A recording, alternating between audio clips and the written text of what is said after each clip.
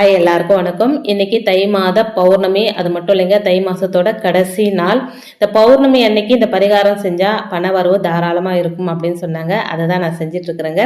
இதுக்கு தேவையான பொருட்கள் அப்படின்னு பார்த்தா, நான் ஒரு 500 ரூபாய் நோட்டு எடுத்துருக்கிறேன், ஒரு ரூபாய் நாணயம் 501 ரூபாய் எடுத்துருக்கிறேன், ஒரு வெள்ளி நாணயம், பச்சை கற்பூரம், கிராம்பு, ஏலக்காய், அதோட பட்டை, கொஞ்சம் வெந்தயம். இந்த பொருட்களெல்லாம் ஒன்றா போட்டு அதில் காசு போட்டு வைக்கும்போது அது பண வரவை ஈர்க்கிற தன்மையை அதிகப்படுத்தும் அப்படின்னு சொன்னாங்க. அதனால தாங்க செஞ்சிட்ருக்கிறேன். இதெல்லாம் செஞ்சுட்டு இப்போ அந்த பணம் வச்சுருக்குறீங்களா, அது கையில் வச்சுட்டு ஓம் ரீங் வசி வசி தனம் பணம் தினம் தினம் அப்படின்னு ஒரு 108 தினம் சொல்லணுங்க.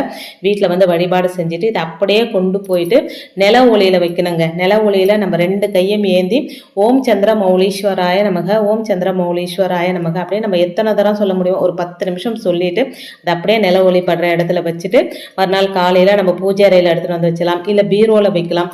பண வரவை தரும் பவர்ஃபுல் பரிகாரங்க.